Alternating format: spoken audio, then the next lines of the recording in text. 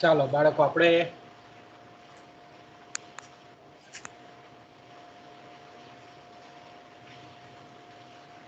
આજે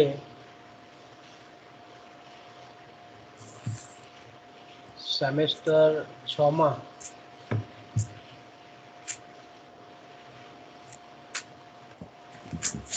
આપણો જે બાકી રહી ગયેલો ટોપિક છે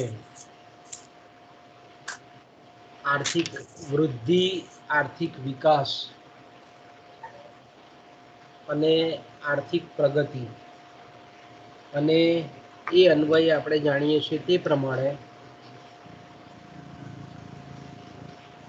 કે આર્થિક વૃદ્ધિ અથવા તો વિકાસ ગૃહનો જે સિદ્ધાંત છે તે,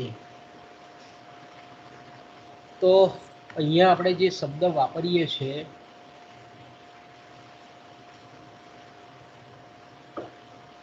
એ છે પ્રાદેશિક આર્થિક વૃદ્ધિ અને આર્થિક વિકાસ. તો બાળકો, આપણે જાણીએ છીએ તે પ્રમાણે કે ભાઈ આર્થિક વિકાસ, ખાસ કરીને જો આપણે વાત કરીએ તો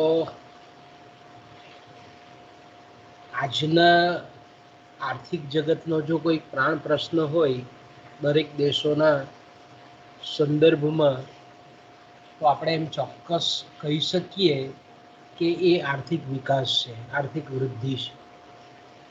એટલે જેને આપણે એમ કહીએ કે ભાઈ અર્થશાસ્ત્ર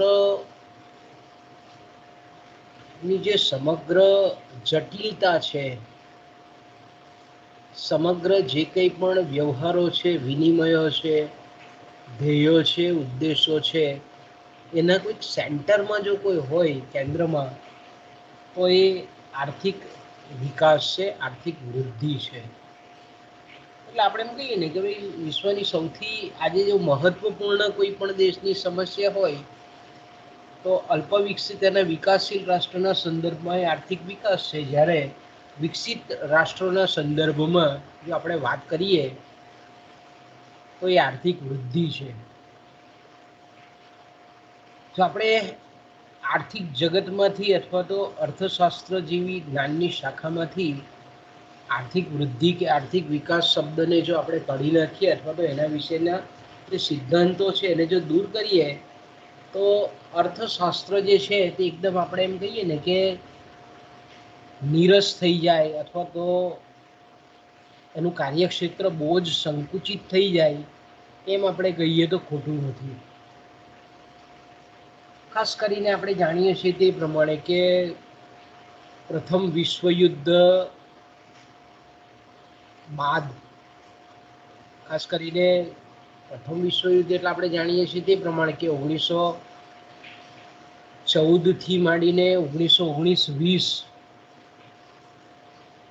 અને એ સમયગાળા દરમિયાન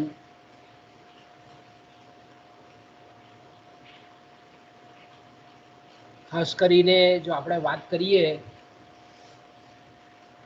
તો તત્કાલીન સમયમાં જે વ્યાપાર ચક્રીય ઘટનાઓ છે, વ્યાપાર ચક્રો છે, તેજી મંદી છે, એના પરિપ્રેક્ષ્યમાં અર્થશાસ્ત્રનું ચિંતન હતું.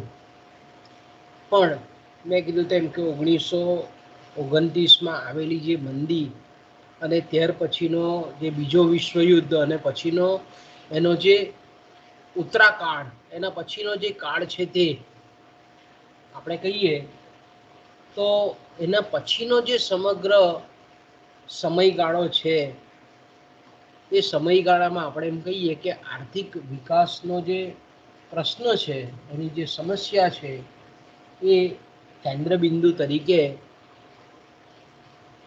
ઉત્તરોત્તર મહત્વનું સ્થાન પ્રાપ્ત કરતી ગઈ. એટલે આપણે એમ કહીએ કે અત્યારે જો ખાસ કરીને આપણે આધુનિક યુગમાં વાત કરીએ તો આર્થિક વૃદ્ધિ અને આર્થિક વિકાસ ઘણી વખત એકબીજાના પર્યાય તરીકે પણ વાપરીએ છીએ. ઘણી વખત આપણે જાણીએ છીએ તે પ્રમાણે કે લાંબા ગાળાના જે કંઈ પણ ફેરફારો છે અર્થતંત્રની અંદરના, એ લાંબા ગાળાના પરિવર્તનો અને પ્રગતિની સાથે આપણે આર્થિક વિકાસ અને આર્થિક વૃદ્ધિ શબ્દનો ઉપયોગ કરીએ છીએ.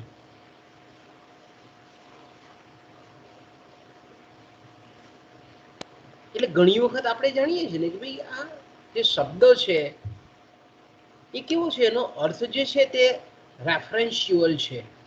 એટલે પૃષ્ઠભૂમિ કેવી છે એના પરિપ્રેક્ષ્યમાં એ શબ્દનું અર્થઘટન કરવામાં આવે છે. તે દાખલા તરીકે આપણે એમ કહીએ કે ભાઈ વૃદ્ધિ જે શબ્દ છે એ કોઈ બોટનિસ્ટ હોય, વનસ્પતિ શાસ્ત્રી હોય, તો સામાન્ય રીતે આપણે એમ કહીએ કે કોઈ પણ જે લિવિંગ ઓર્ગેનિઝમ છે, જે સજીવ છે, એના માંથી જ્યારે એનામાં અથવા તો એનામાંથી જે કંઈ પણ સજીવ બહાર થઈ અને પછી કોષોનું વિભાજન થઈ અને ઉત્તરોત્તર આપણે જાણીએ છીએ તે પ્રમાણે કે કોષનું વિભાજન થઈ અને પેશીઓ બને, પેશીઓમાંથી અંગ બને, અંગમાંથી સિસ્ટમ બને અને પછી એક સજીવ તરીકે પૂર્ણપણે વિકાસ પામે. તો આપણે એમ કહીએ કે one cellular to multicellular, એક સેલમાંથી જ્યારે અનેક ગણા સેલોમાં વિભાજિત થઈ અને સમગ્ર સજીવ જ્યારે બનતું હોય તો તેને આપણે વિકાસ શબ્દ કહીએ છીએ. એટલે વિકાસ આપણે એમ કહીએ કે એક કોષમાંથી મલ્ટી સેલ્યુલર, તો આ બાયોલોજીના સંદર્ભમાં છે આપણે એમ કહીએ તો વિકાસ જે છે તે પરિવર્તનની પ્રક્રિયા છે. It is a called process. પરિવર્તન જે થાય એને આપણે પરિવર્તનની જે પ્રક્રિયા છે એના પરિપ્રેક્ષ્યમાં આપણે વિકાસ શબ્દનો ઉપયોગ કરીએ છીએ. અને ખાસ કરીને આપણે જાણીએ છીએ કે પરિવર્તનો કેવા હોય છે જનરલી, તો કે ભાઈ પરિવર્તનો સામાન્ય રીતે આપણે એમ કહીએ કે ભાઈ એ પરિવર્તનો જે છે તે ખાસ કરીને ક્વોલિટેટિવ ચેન્જીસ, આપણે એમ કહીએ ને કે ગુણવત્તા લક્ષી પરિવર્તનો છે. ત્યારે કોઈ પણ શબ્દ આપણે વૃદ્ધિ જ્યારે કોઈ પણ રેફરન્સમાં વાપરતા હોઈએ, કોઈ પણ જગ્યાએ વાપરતા હોઈએ, તો સામાન્ય રીતે વૃદ્ધિ એટલે એનો જે કદ છે, જથ્થો છે, પરિમાણ છે, ક્વોન્ટિટી છે, એ ક્વોન્ટિટીમાં જે પરિમાણાત્મક ફેરફાર છે તેને આપણે વૃદ્ધિ શબ્દ તરીકે ઓળખીએ છીએ. એટલે આપણને એમ લાગે કે ભાઈ વૃદ્ધિ અને વિકાસ જે છે તે બંને એકબીજા ના સમાન ગુણી શબ્દ છે અથવા તો સમાન અર્થવાળા શબ્દ છે, પણ સૈદ્ધાંતિક દ્રષ્ટિએ એ તદ્દન અલગ પ્રકારની એક પરિસ્થિતિ આપણને સૂચવતા હોય એવું આપણને લાગે છે.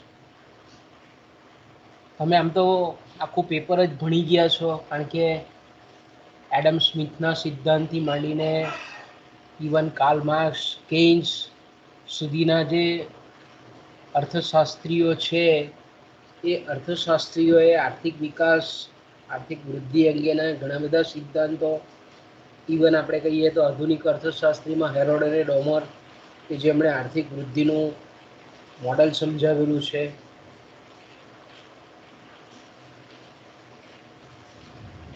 તો આપણે જાણીએ છીએ તે પ્રમાણે કે આર્થિક વૃદ્ધિ અને વિકાસના જે કંઈ પણ સિદ્ધાંતો છે એ સિદ્ધાંતો તમે આ સેમેસ્ટર 6માં પણ ભણો છો, સેમેસ્ટર 5માં પણ એક અલગ પેપર તરીકે તમે એ ભણી ગયા છો.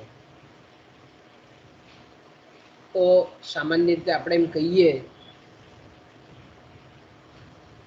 કે આર્થિક વિકાસ જે શબ્દ છે તે, તો આપણે એમ કહી શકીએ કે ભાઈ આર્થિક વિકાસ જે શબ્દ છે, કે આર્થિક વિકાસ જે શબ્દ છે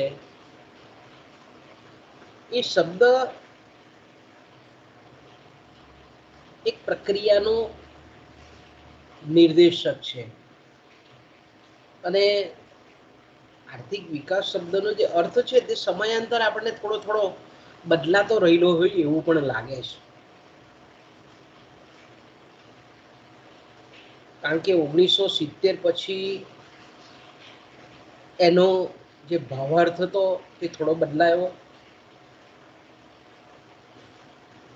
કારણ કે તે વખતે 1970ના દાયકામાં એટલે કે 20મી સદીનો જે ઉત્તરાર્ધ હતો તે સમયે આપણે એવું કહેતા હતા કે ભાઈ વાસ્તવિક રાષ્ટ્રીય આવક એ માથાદીઠ આવકમાં વૃદ્ધિ એટલે આર્થિક વિકાસ.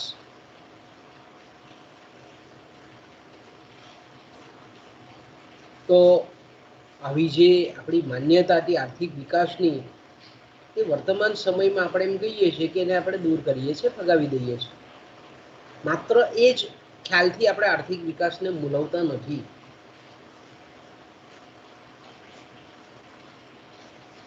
ત્યાર પછી આપણે માનવ જીવનની જે ભૌતિક ગુણવત્તા છે જીવનની, એ ગુણવત્તાના પરિપ્રેક્ષ્યમાં PQLI જેને આપણે કહીએ છીએ ભૌતિક જીવન ગુણવત્તા આંક, અને તે ખાસ કરીને આપણે જાણીએ છીએ કે અલ્પપોષણ છે, કુપોષણ છે, રોગચાળો છે, ગંદા વસવાટો છે, બેરોજગારી છે, નિરક્ષરતા છે, આર્થિક અસમાનતા છે, સામાજિક અસમાનતા છે.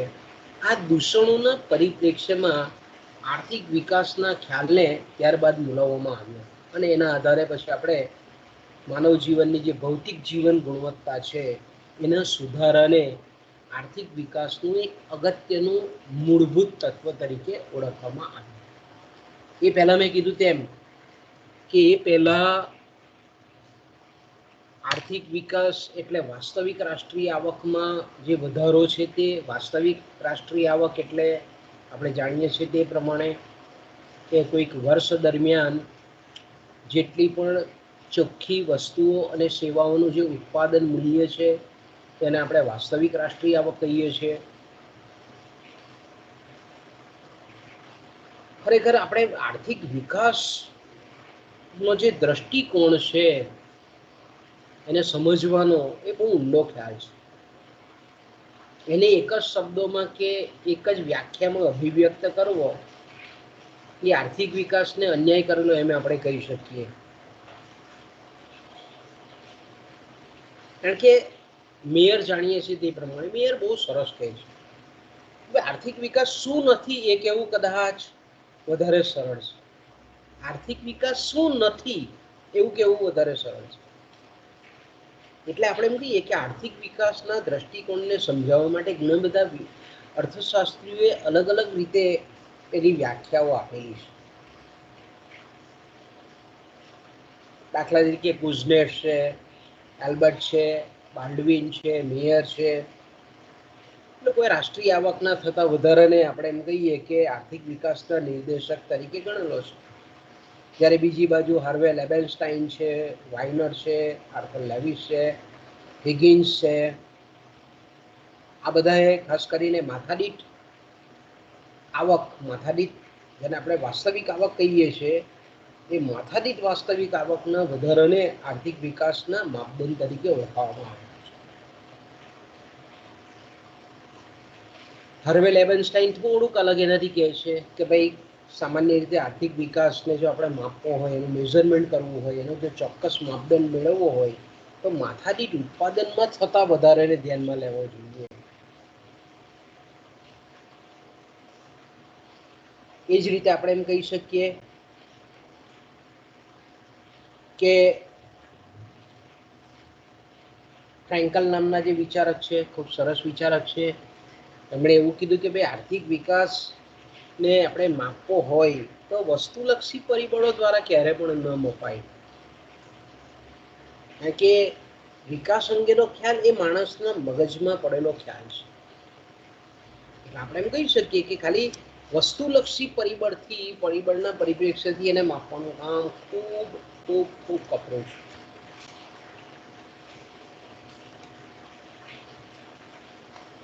એટલે આપણે એમ કહી શકીએ કે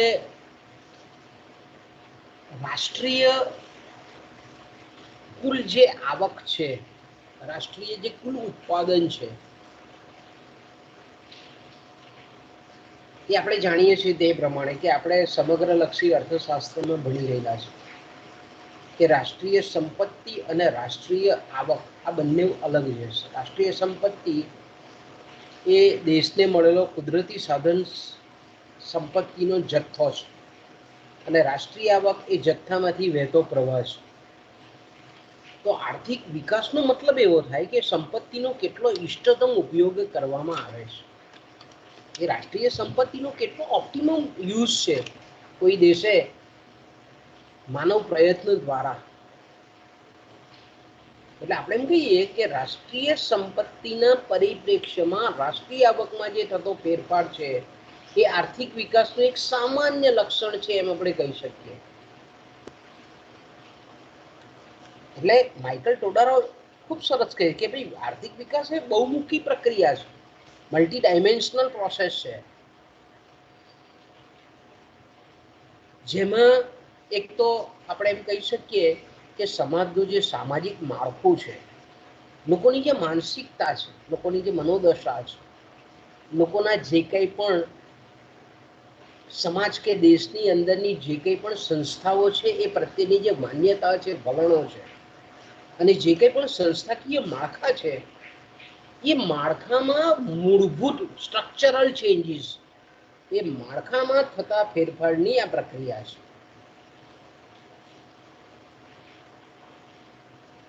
એટલે આપણે એમ કહી શકીએ કે જ્યારે પણ આર્થિક વિકાસની વાત કરીએ છીએ આપણે તો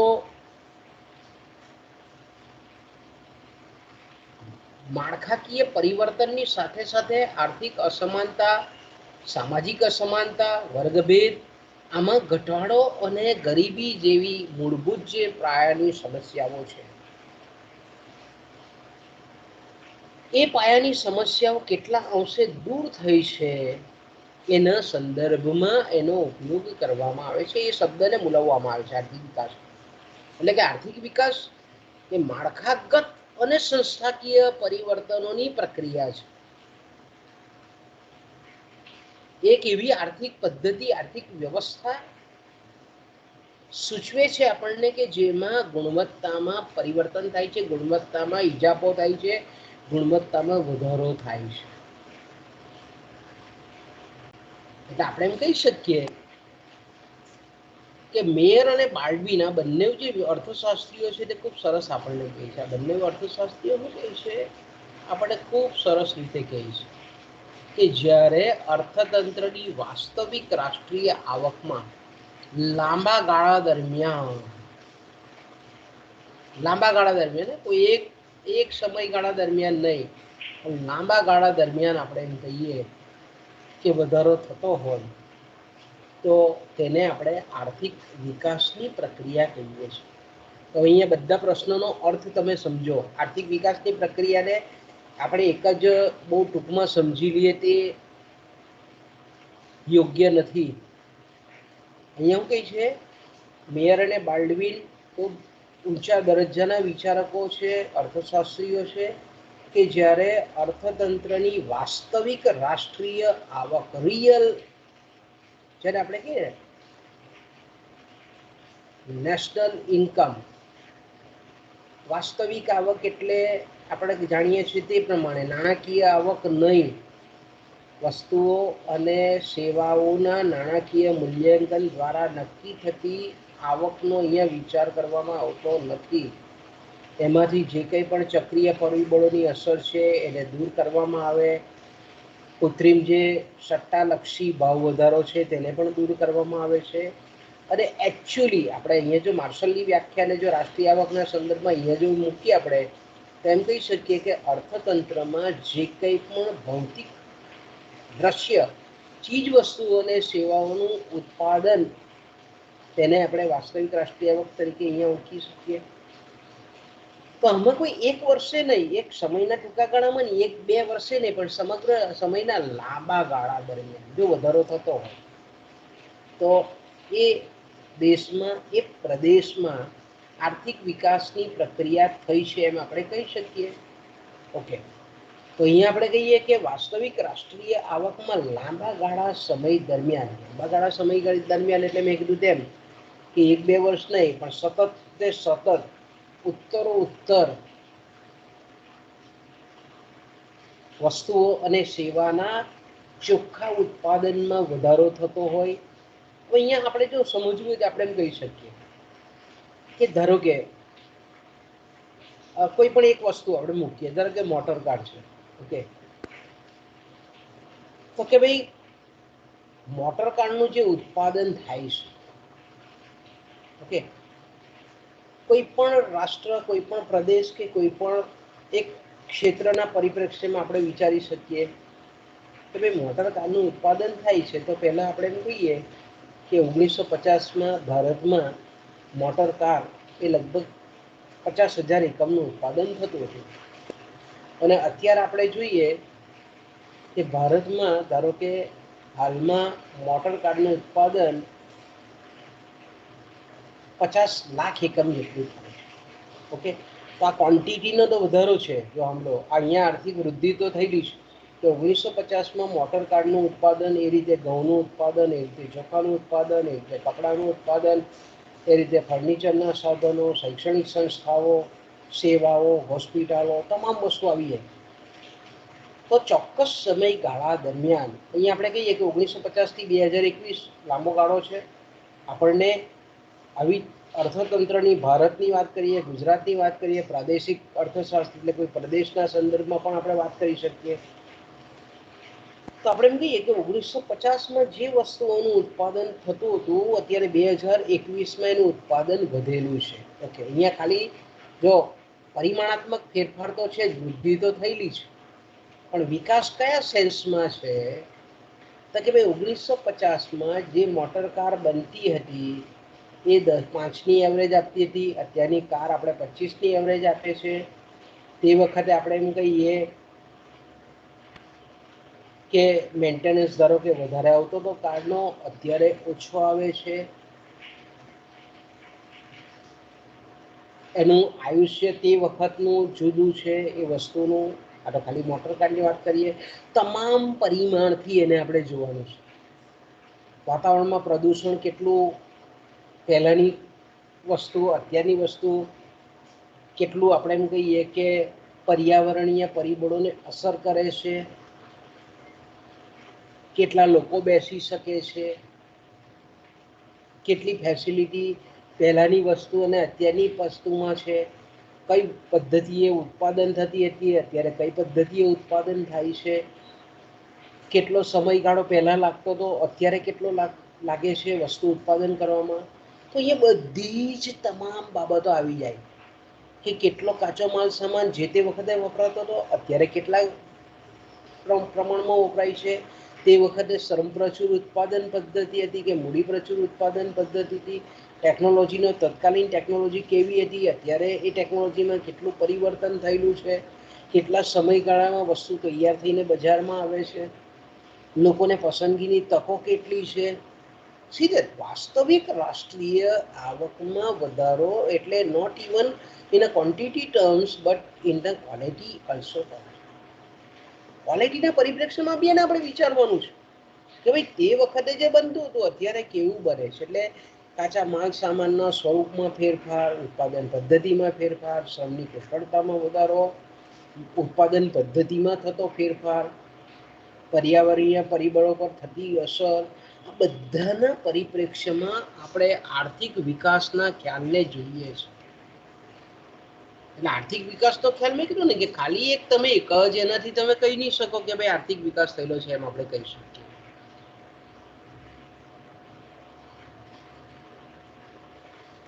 એ જ રીતે આપણે જાણીએ છીએ તે પ્રમાણે કે હાર્વે લેબેનસ્ટાઇન, આપણે આગળ જોઈ ગયા કે માથાદીઠ આવક ઉત્પાદનને ધ્યાનમાં રાખીને એમણે વાર્તા આર્થિક વિકાસની સમજૂતી આપેલી છે. ફ્રેન્કલે કીધું તે પ્રમાણે કે વસ્તુલક્ષી કે પરલક્ષી પરિબળોની માનસિક અને આત્મલક્ષી ખ્યાલો દ્વારા આપણે એને સમજવો પડે.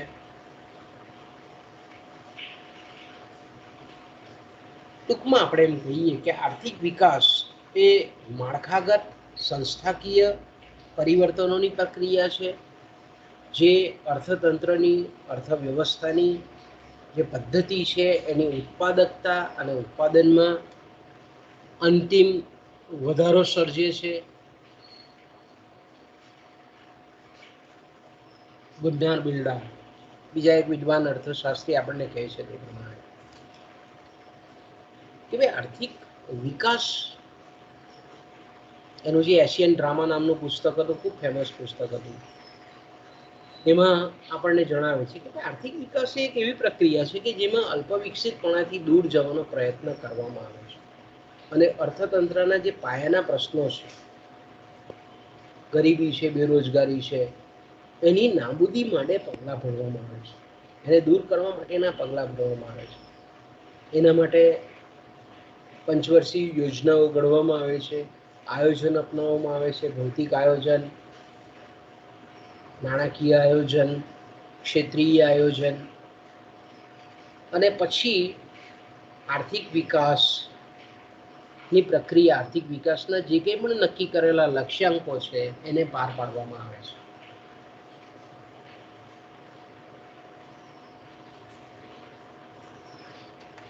આર્થિક વિકાસ આપણે જાણીએ છીએ તે પ્રમાણે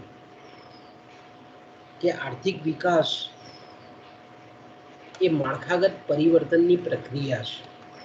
અહીંયા આપણે પ્રાદેશિક આર્થિક વિકાસ પણ કહી શકીએ કે કોઈ પણ પ્રદેશ હોય એ કોઈ પણ પ્રદેશના જે કંઈ પણ માળખાઓ છે, અને આપણે આગળ સેમ 5માં ભણી રહેલા છે કે પ્રાદેશિક આર્થિક વૃદ્ધિની જે ઉત્ક્રાંતિ આપણે જોયેલી હતી, આર્થિક પ્રવૃત્તિની ઉત્ક્રાંતિ, કે ભાઈ પ્રાદેશિક આર્થિક પ્રવૃત્તિની ઉત્ક્રાંતિ આપણને શું કહે છે કે ભાઈ આપણે જાણીએ છીએ તે પ્રમાણે કે કોઈ પણ સંસ્કૃતિ છે તે નદી કાંઠે વિકસેલી હતી, અને પહેલો જે આપણે એમ કહીએ કે કોઈ પણ પ્રદેશ હોય અથવા કોઈ પણ રાષ્ટ્ર હોય, એ ઇંગ્લેન્ડ હોય કે ગુજરાત હોય, અમેરિકા હોય, એની આર્થિક પ્રવૃત્તિની જે પહેલું આપણે એમ કહીએ કે પહેલો જે તબક્કો છે, પહેલું જે પગથિયું છે તે કૃષિ ક્ષેત્ર છે, પ્રાથમિક ક્ષેત્ર.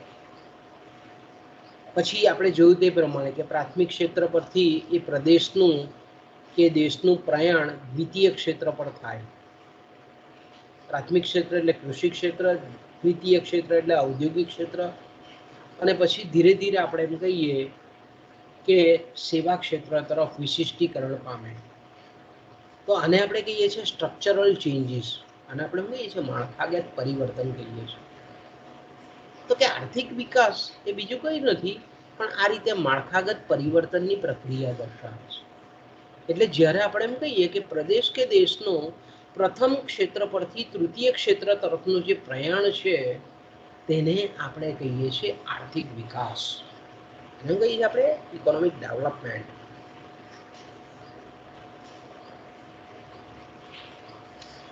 એટલે આર્થિક વિકાસ એક એવી પ્રક્રિયા છે, V K. R V. Rao, essays in economic development નામનું એમનું જે પુસ્તક છે, એણે રોજગારીના સંદર્ભમાં આર્થિક વિકાસના ખ્યાલને સમજાવેલો છે કે ભાઈ આર્થિક વિકાસ એટલે ફક્ત પ્રવર્તમાન જે રોજગારી છે, એટલે અર્થતંત્રની કે પ્રદેશની જે પ્રવર્તમાન રોજગારી છે, એ રોજગારીની સપાટીના સંદર્ભમાં મહત્તમ સપાટી સુધી, મેક્સિમમમાં મેક્સિમમ લેવલ સુધી કામ કરવાની તકોમાં સતત વૃદ્ધિ કરવી, કે જેથી કરીને આપણે એમ કહીએ કે શ્રમનું એકમ દીઠ, જેને આપણે સરેરાશ ઉત્પાદન કહીએ છીએ, એ ઉત્પાદનમાં વધારો થાય. સાથે સાથે આપણે એમ કહીએ કે ગુણવત્તામાં પણ વધારો થાય, અને પરિણામ સ્વરૂપ સમગ્ર પ્રદેશની ઉત્પાદકતામાં, સમગ્ર દેશની ઉત્પાદકતામાં પણ સતત વૃદ્ધિ સર્જાય. પ્રાદેશિક આપણે એમ કહીએ કે આર્થિક વિકાસની પ્રક્રિયા જે અર્થતંત્રની, એ પ્રદેશનું અર્થતંત્ર હોય કે રાષ્ટ્રીય અર્થતંત્ર હોય, દેશનું અર્થતંત્ર હોય, એમાં જે અત્યારે રોજગારી છે, અત્યારે પ્રવર્તમાન જે રોજગારીની સપાટી છે, એ સપાટી, એ રોજગારીની જે સપાટી છે, શ્રમિકો છે, એ શ્રમિકોને મેક્સિમમ લેવલ સુધી, મહત્તમમાં મહત્તમ સપાટી સુધી કામ કરવાની તકોમાં સતત વૃદ્ધિ થાય. એવું નહીં આપણે કહીએ કે મોસમી બેરોજગારી છે કે વર્ષના 365 દિવસની જગ્યાએ માત્ર 150 દિવસ જ રોજગારી મળે, એવું નહીં.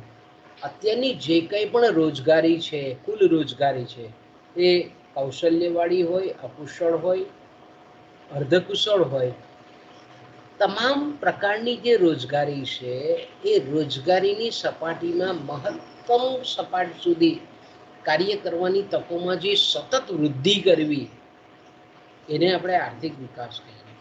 પરિણામ સ્વરૂપ શું થાય કે શ્રમનું એકમ દીઠ ઉત્પાદન પરિમાણાત્મક દ્રષ્ટિકોણથી અને ગુણાત્મક દ્રષ્ટિકોણથી વધે છે, અને પરિણામ સ્વરૂપે પ્રદેશની આર્થિક વૃદ્ધિ અને આર્થિક વિકાસને પ્રેરે છે.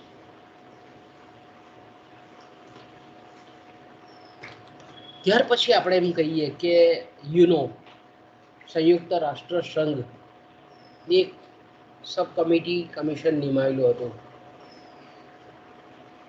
કે કોઈ પણ દેશ જે છે, કોઈ પણ પ્રદેશ હોય કે કોઈ પણ દેશ હોય કે કોઈ પણ શહેરી વિસ્તાર હોય, એ જ્યારે આર્થિક વિકાસ કરવાનું ઈચ્છતું હોય, લક્ષ્યાંક ધરાવતું હોય, ત્યારે એ આર્થિક વિકાસ, જો સંયુક્ત રાષ્ટ્ર સંઘનું જે યુએન સબ કમિશન છે, એનો ઇકોનોમિક ડેવલપમેન્ટ વિશે શું કહેવું છે તો કે ભાઈ આર્થિક વિકાસ કોઈ પણ નો હોય, પ્રદેશનો હોય, શહેરનો હોય, ઇવન આપણે એમ કહીએ કે ગ્રામનો હોય, એક નાનામાં નાનું જે એકમ છે ગ્રામ, ગામ, વિલેજ, એનો હોય, કારણ કે પ્રદેશ છે એક જાતનો આપણે કહીએ. તો એનો જે ધ્યેય છે એમાં એ વિસ્તારમાં, એ પ્રદેશમાં, એ દેશમાં જે લોકો રહે છે એની જે જીવન ધોરણ છે, સ્ટાન્ડર્ડ ઓફ લિવિંગ છે, એની સપાટીને, જીવન ધોરણની સપાટીને ઉચ્ચ કક્ષાએ લઈ જવાનું હોય છે. એટલે આર્થિક વિકાસનો પહેલો ધ્યેય કયો છે તો કે ભાઈ લોકોના જીવન ધોરણને ઉપરને વધારે ઉચ્ચ કક્ષાએ લઈ જવાનું છે. બરાબર. દાખલા તરીકે આપણે એમ કહીએ કે અત્યારે મોટાભાગના વિદ્યાર્થીઓ આપણે જાણીએ છીએ કે ભાઈ જ્યારે ઓફલાઈન ટીચિંગ હોય કે ક્લાસરૂમ ની અંદર આવે ને પછી આપણે ટીચિંગ કરાવીએ, તો આપણે અત્યારે જોઈ શકીએ છીએ કે ભાઈ આપણે એક દૂર ડિસ્ટન્સ પર બેસીને પણ આપણે આપણા ઘરના માહોલમાં પણ ભણી શકીએ છીએ. પહેલાના સમયમાં આપણે જાણીએ છીએ તે પ્રમાણે કે કપડાનું પ્રમાણ, પસંદગીની તકો ઓછી હતી. આજે આપણે જોઈ શકીએ છીએ કે કપડાં બનાવતી કંપનીઓ ઘણી બધી વધી ગઈ છે, કાપડ છે તેની વેરાયટીઓ પણ અલગ અલગ છે. તમામ વસ્તુઓ, આપણી જે કંઈ પણ પ્રાથમિક જીવન જરૂરી જે વસ્તુઓ છે કે જેના દ્વારા આપણે જીવન ધોરણ નક્કી થાય છે, તો આપણે એમ કહીએ કે જે જીવન ધોરણ છે એમાં બધી જ વસ્તુઓ આવી જાય. ઔદ્યોગિક વસ્તુઓ પણ આવી જાય, વપરાશની વસ્તુઓ પણ આવી જાય, સેવાઓ પણ આવી જાય, અને એના દ્વારા જે સમાજ છે કે દેશના લોકો છે એનું જે જીવન ધોરણ નક્કી થાય, એની સપાટીને ઉચ્ચતમ સ્તર સુધી લઈ જવો, એને આપણે આર્થિક વિકાસનું પ્રાથમિક ધ્યેય કહીએ છીએ.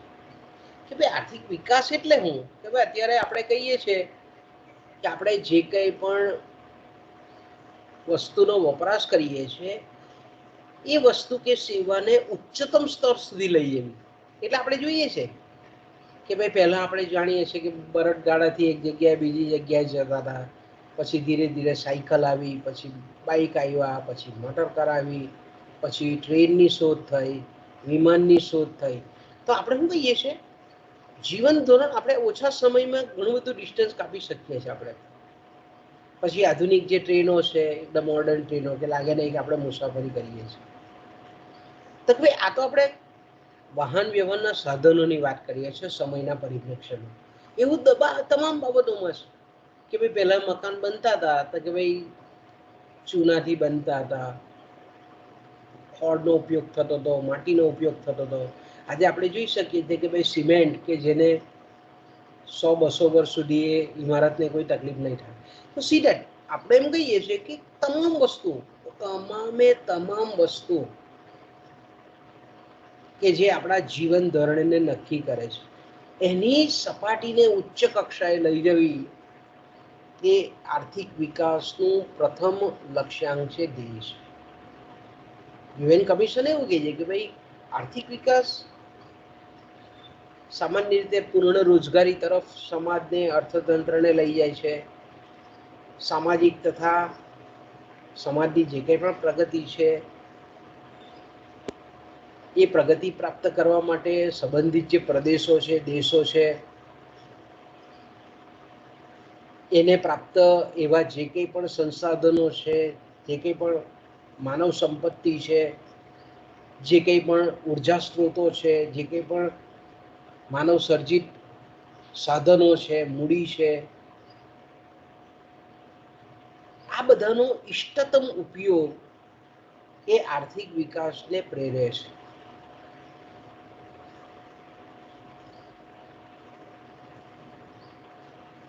એટલે આપણે એમ કહી શકીએ કે આર્થિક વિકાસની જે પ્રક્રિયા છે એ આર્થિક વિકાસની પ્રક્રિયા શું કરે છે તો કે ભાઈ શક્તિ છે, મશીનો છે, યંત્રો છે, નવી નવી ઉત્પાદન પદ્ધતિ છે, એમાં પરિણામે છે આર્થિક વિકાસની પ્રક્રિયા. આર્થિક વિકાસની પ્રક્રિયાનું અલ્ટિમેટ રિઝલ્ટ શું છે તો કે ભાઈ એને લીધે કુદરતી સંસાધનોનો ઉપયોગ થાય, માનવ સંપત્તિનો, માનવ પુરવઠાનો ઇષ્ટતમ ઉપયોગ કરી શકાય, પૂર્ણ ટાઈમની રોજગારી પ્રાપ્ત કરી શકાય, જે કંઈ પણ દેશને મળેલી જે કુદરતી ઉર્જા છે એનો યોગ્ય ઇષ્ટતમ ઉપયોગ કરી શકાય.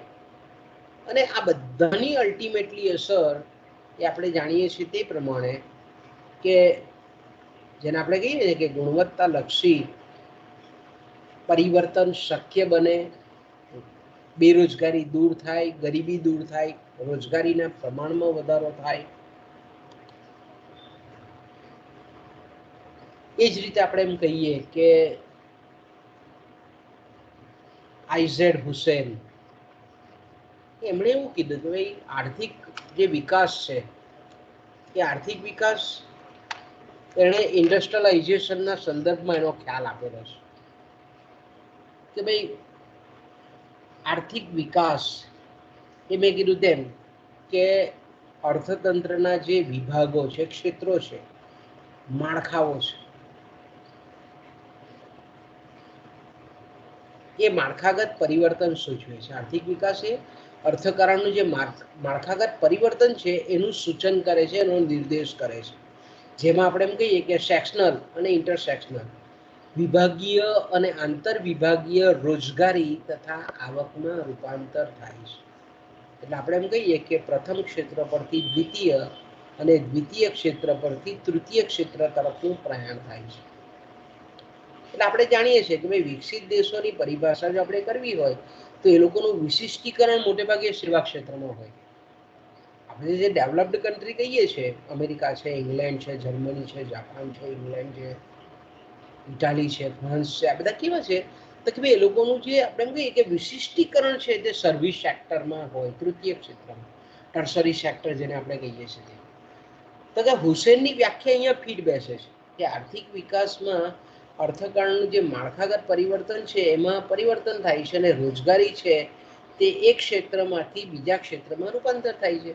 કે દાખલા તરીકે આપણે ભારત દેશ આઝાદ થયો ત્યારે આપણી લગભગ 70-80% વસ્તી એ કૃષિ ક્ષેત્રમાં રોકાયેલી હતી. આપણી રોજગારી છે તે મોટેભાગે કૃષિ ક્ષેત્ર પર.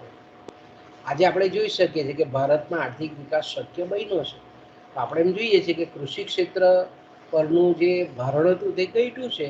રોજગારી હવે ઔદ્યોગિક ક્ષેત્ર અને સેવા ક્ષેત્રમાં વધી છે. એટલે આપણે એમ કહી શકીએ કે ભારતમાં આર્થિક વિકાસની પ્રક્રિયા શરૂ છે, ચાલે છે.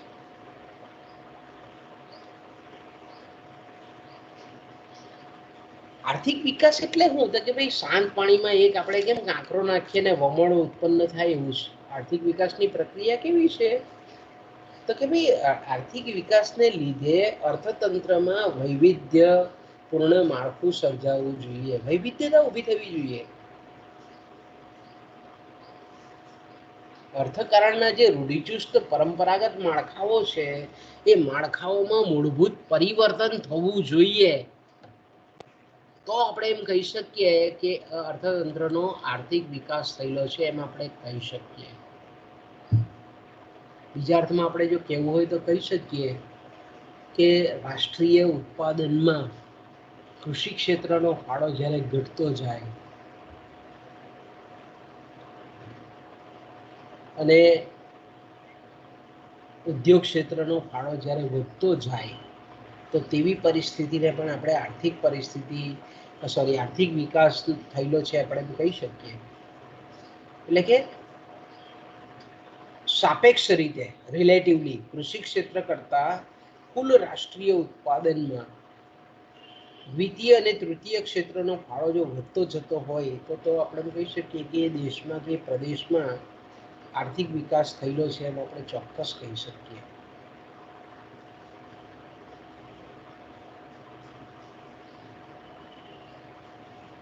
ચેનરી આપણે ખૂબ સરસ રીતે કહે છે કે ભાઈ આર્થિક વિકાસ નો દર કેટલો ઊંચો રહેશે એનો આધાર એ સરકારના કેવા સક્ષમ પ્રયત્નો છે.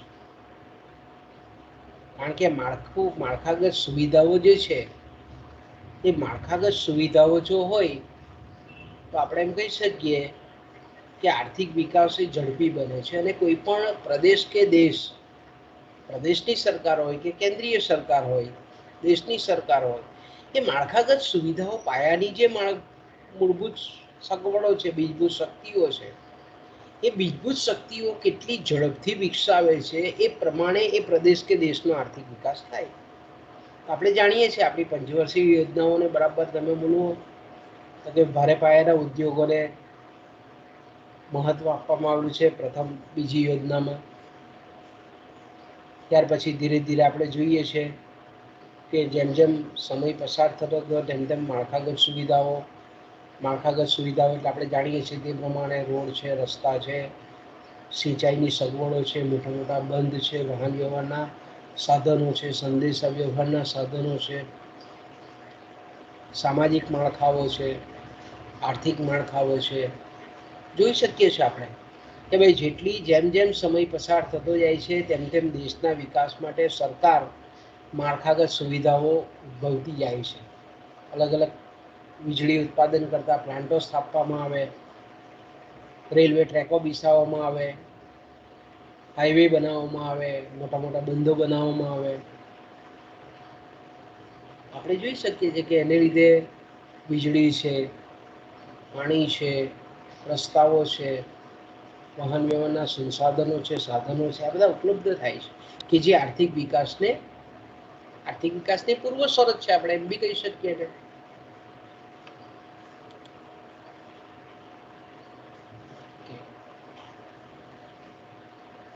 ક્રેઇન કોર્સ આપણે જાણીએ છીએ તે પ્રમાણે કે આર્થિક વિકાસનો ખ્યાલ એમણે પણ ખૂબ સરસ રીતે સમજાવેલો છે.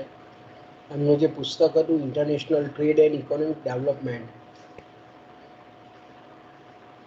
ખૂબ સરસ રીતે કહે છે જે અત્યારનો જે આપણે કોન્સેપ્ટ કહીએ છીએ તે કે આર્થિક વિકાસ એ લોકોની માનસિકતા પર આધારિત છે. એમાં આત્મલક્ષી પરિબળો એ ખૂબ અગત્યના છે. બરાબર, દાખલા તરીકે આપણે એમ કહીએ કે દક્ષિણ આફ્રિકા છે, કુદરતી સાધન સંપત્તિ વિપુલ પ્રમાણમાં છે, માનવ સંપત્તિ પણ છે, પણ લોકોની માનસિકતા કેવી છે એ પ્રમાણે આર્થિક વિકાસ નક્કી થાય. એટલે વિકાસની ચાવી આપણે એમ કહીએ કે ક્રેઇન કોર્સ એવું કહે છે આપણને કે મહદઅંશે માનવીના મતો પર આધાર છે. એ લોકોના વૈચારિક ભૂમિકા કેવી છે, વિચારો કેવા છે, સમાજની અંદર રચનાયેલી જે સંસ્થાઓ છે એનું મૂળભૂત માળખું કેવું છે, એનું બંધારણ કેવું છે, દેશનું, સમાજનું, પ્રદેશનું, એ લોકોના વિચારો કેવા છે. બરાબર, ઇઝરાયલ છે આપણી પાસે, ઇઝરાયલ યહૂદીનો દેશ છે. આવો દેશ હતો નહીં, પણ પહેલાં આપણે જાણીએ છીએ તે પ્રમાણે કે વિશ્વના અલગ અલગ દેશોમાં વસેલી જે યહૂદી પ્રજા છે એ પછી અલગ અલગ દેશોમાંથી યહૂદી ધર્મ પાળનારા ભેગા થઈ અને ઇઝરાયલની રચના કરી, અને આપણે ઇઝરાયલ જોઈ શકીએ છીએ કે કેવું ટેમ્પરામેન્ટ, લોકોના વિચારો કેવા છે, વિચારોને અમલ કરવાની તક કેવી છે. પરમાણુ બોમ્બ સુદ્ધા બનાવી દીધો, જે રાષ્ટ્ર બહુ મોડેથી સર્જાયેલું છે. અતિ આધુનિક જેને આપણે રાષ્ટ્ર કહીએ છીએ, તો એ કેમ છે? કેમ આપણે કહીએ છીએ કે ભારતીય સંસ્કૃતિ એ સૌથી જૂનામાં જૂની સંસ્કૃતિ છે. ભારત છે તો ઘણા બધા વર્ષો પહેલાની આપણી સંસ્કૃતિ, 5000 વર્ષ પૂર્વેની સંસ્કૃતિ છે. પણ આ ઇઝરાયલ તો આપણી સામે જોઈ શકીએ કે હમણાં રચાયેલો દેશ છે, બહુ થોડાક જ વર્ષોમાં. છતાં પણ તમે જોઈ શકો છો કે વિકાસ કેમ કર્યો, તો કે ભાઈ માનવીના મત અને એ લોકોની જે કંઈ પણ વિચારોને રજૂ કરવાની, અમલ કરવાની જે લોકોની વૃત્તિ છે, એના પર વિકાસ છે. જમીન નથી, વરસાદનું પ્રમાણ ઓછું છે, રણ પ્રદેશ છે, છતાં બી કૃષિ ક્ષેત્રે અગ્રગણ્ય નિકાસ કરતો દેશ છે. એકદમ આધુનિક શસ્ત્રો, પરમાણુ બોમ્બ જેવો બોમ્બ બનાવનાર દેશ છે. વિશ્વમાં અમેરિકા પછી જો આપણે બીજા કે ત્રીજા ક્રમે આવતું હોય તો કે શસ્ત્રોની નિકાસ ઇઝરાયલ કરે છે, લોખંડ નથી એની પાસે. તો અહીંયા કહેવાનો મતલબ છે માણસના વિચારો કેવા છે. એટલે હંમેશા હું તમને કહું છું કે તમારા માનસિક વિચારો કેવા છે તેના પર તમારા વિકાસનો નિર્ભર છે. કે મારથી તો આવું નહીં થાય, મારથી આટલું વંચાય નહીં, હું 8 કલાક જાગી શકું નહીં, મને ઇંગ્લિશ ફાવે નહીં, મને કોમ્પ્યુટર ફાવે નહીં. તો માણસનું મન આપણે એમ કહીએ કે માણસનો વિકાસ બી નહીં થાય. એવું રાષ્ટ્રનું પણ છે, આર્થિક વિકાસનું પણ છે કે લોકોની માનસિકતા કેવી છે, લોકોની સમાજની સંસ્થાઓ કેવી છે, સમાજના વિચારો કેવા છે, એને અમલ કરવાની કેટલી તક લોકોને પ્રાપ્ત થાય છે, અમલીકરણ કેટલું થાય છે, નીતિ કેવી છે, આયોજન કેવું છે.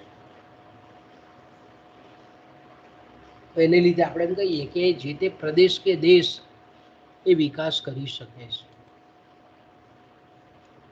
ત્યાર પછીનો જે બીજો ખ્યાલ છે, એ ખ્યાલ છે આપણે જાણીએ છીએ તે પ્રમાણે કે આર્થિક વૃદ્ધિ, ઇકોનોમિક ડેવલપમેન્ટ. બરાબર. બીજો જે ખ્યાલ છે તેને હું આપણે કહીએ છીએ આર્થિક વૃદ્ધિ. તો કે આર્થિક વૃદ્ધિ ખાસ કરીને આપણે જાણીએ છીએ તે પ્રમાણે કે સામાન્ય રીતે વિકસિત દેશોમાં એ શબ્દનો પ્રયોગ કરવામાં આવે છે.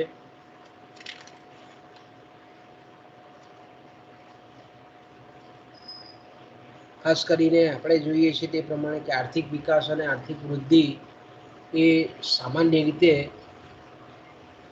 સમાન અર્થમાં વપરાતા શબ્દો છે, પણ વાસ્તવમાં એવું નથી. કારણ કે સુમ્પીટર જેવા વિદ્વાન અર્થશાસ્ત્રી,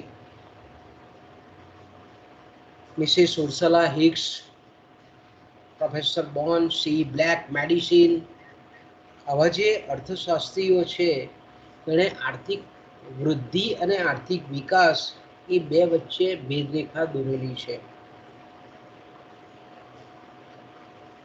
ને આ લોકોનું જે કહેવું છે, આધુનિક અર્થશાસ્ત્રીઓ છે તે, કે આર્થિક વૃદ્ધિ એ કેવી છે, બટ નેચરલ પ્રોસેસ છે. એ ઘટના છે, સોરી એ ફિનોમિના છે. કેવી છે? સ્વાભાવિક અને સામાન્ય ઘટના છે. એ માટે સમાજે કોઈ વિશેષ પ્રયત્ન કરવાનો રહેતો નથી. આર્થિક વૃદ્ધિ માટે આપણે એમ કહીએ કે સમાજે કોઈ વિશિષ્ટ, જેને આપણે એમ કહીએ ને કે પ્રયત્ન કરવાનો રહેતો નથી. એટલે કે આર્થિક વિકાસને પરિણામે આર્થિક વૃદ્ધિ શક્ય બને છે. વૃદ્ધિ એ આર્થિક વિકાસનું પરિણામ છે.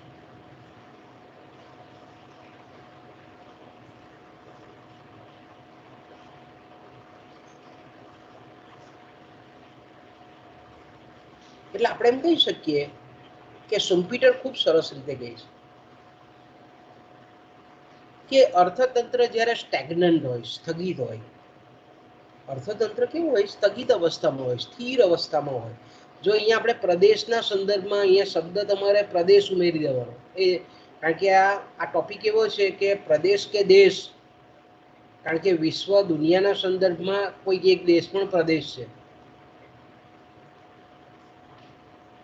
એટલે આપણે એમ કહીએ કે પ્રદેશ ગણો કે દેશ ગણો, આ જે ટોપિક છે એ તમે દેશના સંદર્ભમાં જ્યારે પ્રદેશના સંદર્ભમાં વાપરો છો ત્યારે પ્રાદેશિક આર્થિક વૃદ્ધિ એવો શબ્દ તમારે સમજી લેવાનો. એનામાં પ્રાદેશિક આર્થિક વિકાસ,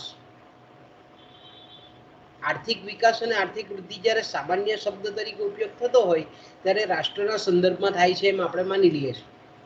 પણ પ્રદેશ શબ્દ આવે એટલે મેં કીધું તેમ કે પ્રાદેશિક આર્થિક વૃદ્ધિ કે પ્રાદેશિક આર્થિક વિકાસ મૂળભૂત એ શબ્દો સેમ છે.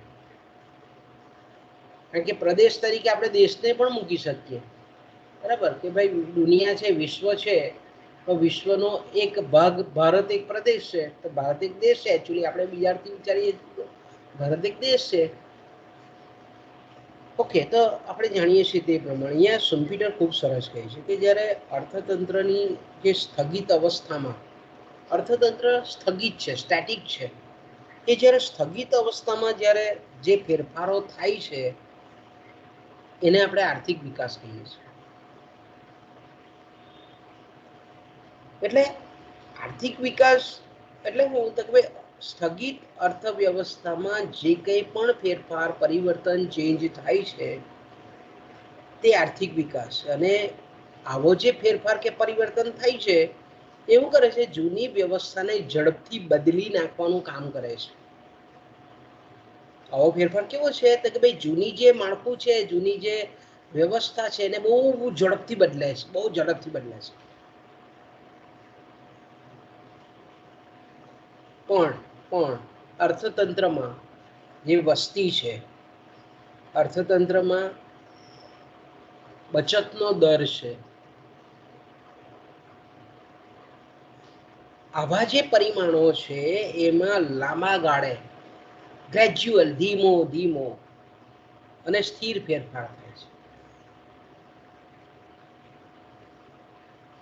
તો કંઈક અંશે આપણે એમ કહી શકીએ કે આવો જે લાંબા ગાળાનો ધીમો અને જે સ્થિર ફેરફાર થાય છે તે આર્થિક વૃદ્ધિ છે. એટલે બીજા અર્થમાં જો આપણે શમ્પીટરના જો શબ્દોને અહીંયા જો ટાંકીએ તો આપણે એમ કહી શકીએ કે આર્થિક વિકાસમાં સમગ્ર અર્થતંત્રનું જે માળખું છે તે સમયના ટૂંકા ગાળામાં બદલાય છે.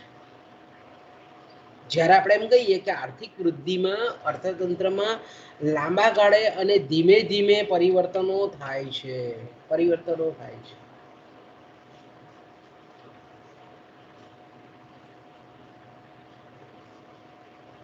એ જ રીતે આપણે એમ કહી શકીએ કે આર્થિક વૃદ્ધિ સામાન્ય રીતે આપણે એમ કહીએ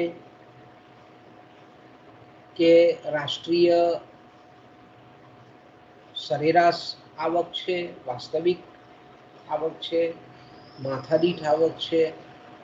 એમાં જે લાંબા ગાળા દરમિયાન દીર્ઘકાલીન સમયમાં જે કંઈ પણ વધારો થાય છે એને આપણે આર્થિક વૃદ્ધિ તરીકે ઓળખાવી શકીએ.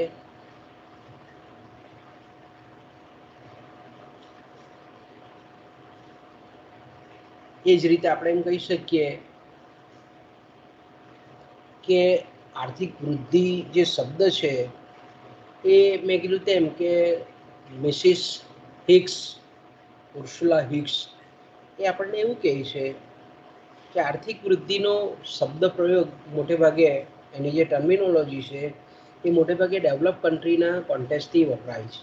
વિકસિત દેશોના સંદર્ભમાં એનો વપરાશ થાય છે, ઉપયોગ કરવામાં આવે છે. કારણ કે આવા વિકસિત દેશો જે છે એમાં ઉત્પાદનના સાધનો પહેલેથી જ ડેવલપ કરેલા હોય છે, વિકસિત હોય છે.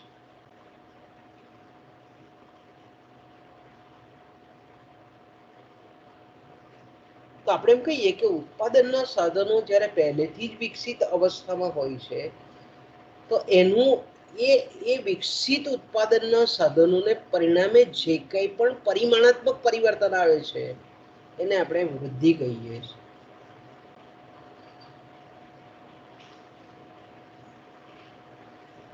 મેડિસિન પણ બહુ સરસ રીતે આપણને કહે છે એની વ્યાખ્યા આપતા કે ભાઈ જ્યારે સંપન્ન દેશો છે જેને આપણે મૂડીવાદી દેશો કહીએ છીએ, સમૃદ્ધ દેશો કહીએ છીએ, ધનિક રાષ્ટ્રો કહીએ છીએ, એ દેશોમાં જે કંઈ પણ આવકમાં વધારો થાય છે એ આવકમાં વધારાને આપણે આર્થિક વૃદ્ધિ તરીકે ઓળખાવીએ છીએ. જ્યારે બીજા અર્થમાં આપણે એમ કહીએ કે ગરીબ દેશો જે છે એ ગરીબ દેશો છે અથવા તો પછાત પ્રદેશો છે, પછાત દેશો છે, એમાં જે આવક વધારો થાય છે એને આપણે આર્થિક વિકાસ કહીએ છીએ. એટલે આર્થિક વૃદ્ધિ જે છે તે મેં કીધું તેમ કે ખાસ કરીને વિકસિત દેશોના સંદર્ભમાં વપરાય છે, જ્યારે આર્થિક વિકાસ છે તે અલ્પવિકસિત કે પછાત રાષ્ટ્રોના સંદર્ભમાં વપરાય છે. હેન્સન આર્થિક વૃદ્ધિની ખૂબ સરસ રીતે વ્યાખ્યા આપે છે કે આર્થિક વૃદ્ધિ એટલે રાષ્ટ્રીય આવકની વૃદ્ધિનો દર, અથવા તો આપણે એમ કહીએ કે અર્થતંત્રમાં જે કંઈ પણ વસ્તુઓ અને સેવાઓના કુલ ઉત્પાદનના પ્રમાણમાં થતો વધારો એટલે આર્થિક વૃદ્ધિ. અને આર્થિક વૃદ્ધિના જે નિર્ધારક પરિબળો છે એ અર્થતંત્રના લોકોની જે કુલ બચતો છે, મૂડી સર્જન અને એને પરિણામ સ્વરૂપ મૂડીરોકાણનો જે દર છે, અર્થતંત્રની જે કંઈ પણ ભૌતિક સાધનો છે, તકનીકી વિકાસ છે, મૂડીરોકાણની તરહ છે, સરકારની પ્રોત્સાહનાત્મક નીતિ છે, ઔદ્યોગિક શાંતિ છે, આ બધા જે પરિબળો છે એ પરિબળો રાષ્ટ્રીય આવકમાં વૃદ્ધિ સર્જવામાં બહુ નિર્ણાયક ભાગ ભજવે છે. એટલે બીજા અર્થમાં જો આપણે એમ કહીએ કે આર્થિક વૃદ્ધિ એટલે રાષ્ટ્રની, દેશની કુલ ચીજ વસ્તુઓ અને સેવાઓના ઉત્પાદનમાં થતો જથ્થાત્મક, પરિમાણાત્મક, ક્વોન્ટિટેટિવ જે વધારો છે કે જે અર્થતંત્રની અંદર ઉપલબ્ધ પ્રાપ્ત ઉત્પાદનના સાધનોના ઇષ્ટતમ ઉપયોગ દ્વારા સિદ્ધ કરી શકાય છે. એટલે આપણે એમ કહીએ કે આર્થિક વિકાસનું પરિણામ હંમેશા વૃદ્ધિમાં પ્રતિબિંબિત થાય છે.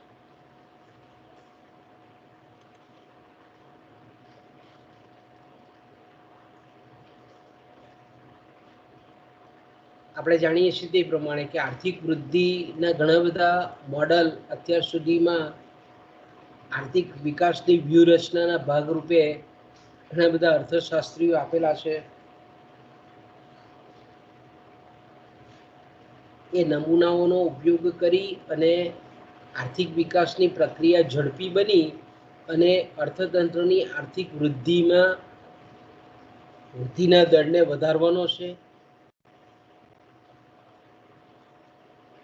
આલ્ફ્રેડ બોન નામના વિચારક એવું આપણને કહે છે કે આર્થિક વૃદ્ધિ એ કેવી છે? સ્વયં સંચાલિત વ્યવસ્થા છે. આર્થિક વૃદ્ધિ કેવી છે? ઓટોનોમસ છે અને તે મુક્ત બજારમાં પ્રવર્તમાન હોય છે. અને આર્થિક વિકાસ જે છે એ આર્થિક વિકાસ એક સઘન પ્રક્રિયા તરીકે બોન ઓળખાવે છે. એટલે બોનનું કહેવું એમ છે કે આર્થિક વૃદ્ધિ છે તે કેવી પ્રક્રિયા છે? સ્વાભાવિક છે, નેચરલ છે, સહજ પ્રક્રિયા છે, સ્વયં સંચાલિત છે, ઓટોનોમસ છે. જ્યારે આર્થિક વિકાસ એ સભાન રીતે સાકાર કરવામાં આવતી પ્રક્રિયા છે.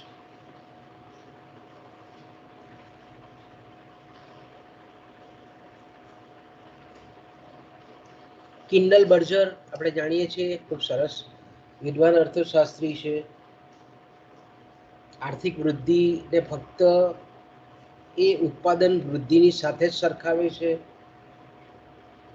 જ્યારે આર્થિક વિકાસને એ ઉત્પાદન વૃદ્ધિ ઉપરાંત પણ સંસ્થાકીય અને માળખાકીય પરિવર્તનો સાથે મૂલવે છે.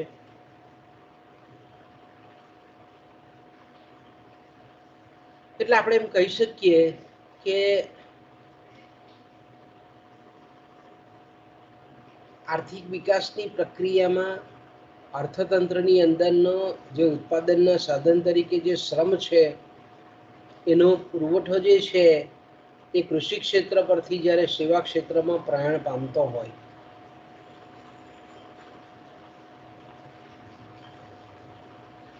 તો આપણે એમ કહી શકીએ કે આર્થિક વૃદ્ધિ એ અર્થતંત્રમાં શક્ય બનેલી છે.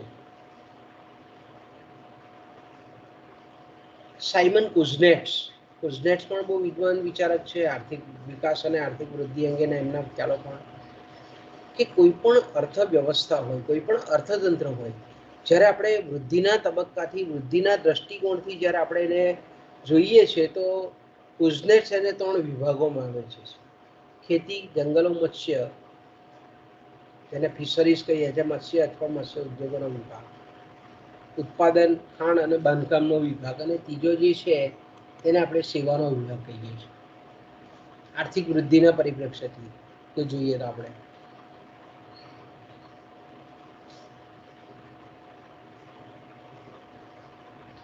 હોસ્બેન એવું કહે છે કે ભાઈ આર્થિક વૃદ્ધિ એટલે હું કે કોઈ પણ રાષ્ટ્રએ જ્યારે પ્રથમ પ્રાથમિક ક્ષેત્ર પરથી દ્વિતીય ક્ષેત્રનો ઓલરેડી જમ્પ મારેલો હોય, કૂદકો મારેલો હોય ઔદ્યોગિકરણના તબક્કામાં, અને શરૂઆતના ઇનિશિયલ પ્રારંભિક ઔદ્યોગિકરણના તબક્કા દરમિયાન ઔદ્યોગિક ઉત્પાદનમાં માત્ર ને માત્ર વપરાશી વસ્તુઓનું ઉત્પાદન થતું હોય, પણ ત્યારબાદના તબક્કામાં ઔદ્યોગિક ઉત્પાદનમાં મૂડી મૂલક વસ્તુઓ, મૂડી ઉત્પાદક વસ્તુઓનું ઉત્પાદન થતું હોય તો એ દેશે આર્થિક વૃદ્ધિ સિદ્ધ કરેલી છે એમ આપણે કહી શકીએ.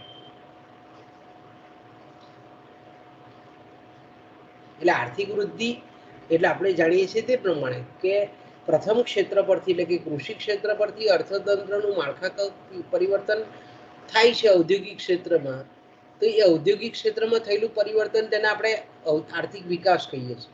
પણ એક વખત ઔદ્યોગિકરણની પ્રક્રિયામાં અર્થતંત્ર પ્રવેશી ગયું અને ત્યાર પછી આપણે એમ કહીએ કે ઔદ્યોગિક ક્ષેત્ર જે વસ્તુઓનું ઉત્પાદન કરે છે, વપરાશી વસ્તુઓના ઉત્પાદન પરથી જ્યારે મૂડી ઉત્પાદન વસ્તુઓનું ઉત્પાદન થતું હોય, મૂડી ઉત્પાદક વસ્તુઓનું, તો આપણે એમ કહી શકીએ કે દેશમાં આર્થિક પ્રગતિ થયેલી છે. એમ પણ કહેવાય કે ભાઈ દાખલા તરીકે કપડાં બનાવતું હોય કોઈ પણ અર્થતંત્રનું ઔદ્યોગિક ક્ષેત્ર, પણ એ કપડાનું ઉત્પાદન કરતા મશીનો બનાવતું હોય તો આપણે એમ કહી શકીએ કે એ દેશમાં કે એ પ્રદેશમાં ઔદ્યોગિક આપણે કહીએ કે આર્થિક વૃદ્ધિ શક્ય બનેલી છે એમ આપણે કહી શકીએ.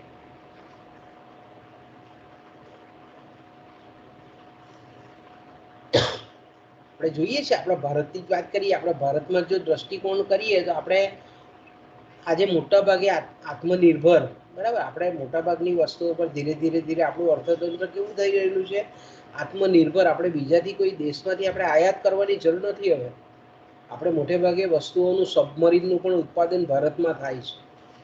આજે સબમરીનનું ઉત્પાદન L&T કંપનીએ કર્યું તો કાલે ઉઠીને વિમાન બનાવવાનું પણ અહીંયા શક્ય બનશે. ટ્રેન તો બને જ છે. કહેવાનો મતલબ આર્થિક વૃદ્ધિ એટલે ઔદ્યોગિકરણમાં કઈ વસ્તુઓનું ઉત્પાદન થાય છે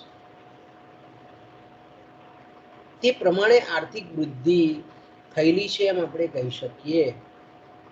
અને આર્થિક વૃદ્ધિમાં આપણે એમ કહીએ કે દેશની આર્થિક વૃદ્ધિ થયેલી છે એમ આપણે ત્યારે કહી શકીએ કે આવી જે મૂડી પ્રચુર જે વસ્તુઓ છે, મૂડી મૂલક વસ્તુઓ છે, એનું ઉત્પાદન જ્યારે શક્ય બનતું હોય તો આપણે કહી શકીએ કે આર્થિક વૃદ્ધિના ઉચ્ચતમ તબક્કામાં અર્થતંત્ર ધીરે ધીરે પ્રવેશે છે. રોસ્ટોવ પણ આપણે જાણીએ છીએ તે પ્રમાણે કે આર્થિક વૃદ્ધિ કોઈ પણ દેશની કે કોઈ પણ પ્રદેશની એની દિશા અને આર્થિક વૃદ્ધિનો દર નક્કી કરવામાં ખાસ કરીને જે શ્રમિક વર્ગ છે અને એમાં પણ જે પ્રોડક્ટિવ લેબર ક્લાસ છે, જેને આપણે ઉત્પાદક મજૂર વર્ગ કહીએ છીએ, એનું પ્રમાણ કેટલું છે, એ ઉત્પાદક શ્રમિક વર્ગની ગુણવત્તા કેવી છે, એ ઉત્પાદક શ્રમિક વર્ગનું પ્રમાણ કેટલું છે, તેની ગુણવત્તામાં થતી જે વૃદ્ધિ છે એ આર્થિક વૃદ્ધિના દરના નિર્ણાયક ભાગ તરીકે અગત્યનો ભાગ ભજવે છે.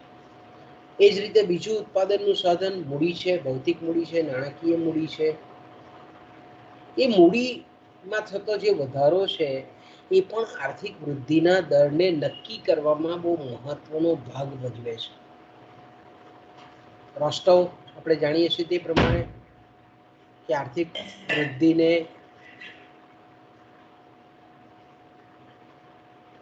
નીચેના 5 તબક્કાઓમાં વહેંચે છે. તમે ઓલરેડી ભણી ગયા છો.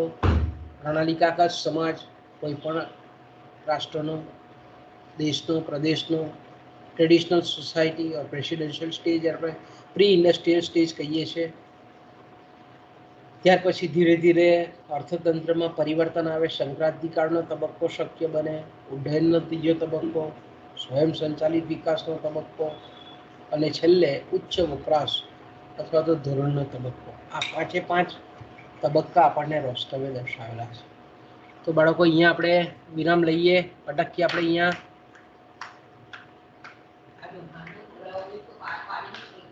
કાલે આપણે બાળકો જોઈશું હવે. તો અહીંયા આપણે મીટિંગ પૂરી કરીએ છીએ.